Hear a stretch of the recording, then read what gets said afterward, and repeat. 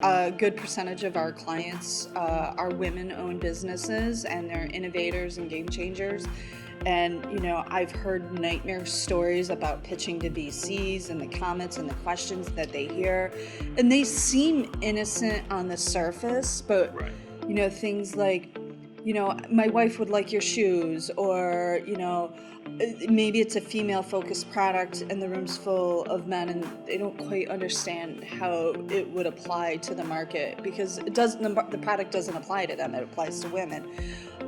So just, surface level questions seem innocent enough. And then, I have one story in particular. I had a client, PhD biochemist.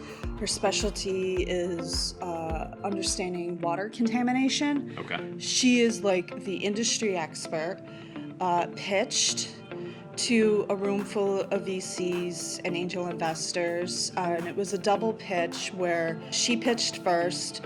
Great, she could answer all the questions. She had all her slides, knew everything backwards and forwards. And then someone in the audience is like, well, maybe you should bring your engineer. And she's like, I am the chemist. I know I'm the bio. She's like, Right. I am the engineer. And they're like, oh, okay, well, we were expecting a gentleman. She didn't think anything of it at the time, really didn't pay much attention to it. And the next person that got up and pitched didn't even have a legally formed company, did not have a slide deck, couldn't tell you about what the projected revenue was, nothing. But the idea apparently was so great that they ended up funding that individual. And she's like, I was so prepared. And I'm like, look, it could potentially be that they didn't see the commercial potential for what you were doing, and it has nothing to do with your gender.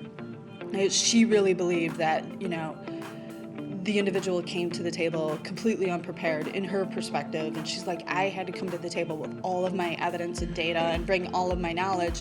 This person didn't, but yet they got cut a check. Yeah. And so she's like, that's one of the stories I have, but there's so many more like that. And some of them are more overt, like just Yes. plainly overt. That one is kind of like, well, it could be Yeah. because of your product, or it could be because they didn't see the potential for that product, not because you were prepared and they weren't, and they were funding the guy. And like, there's a gray area there. Right.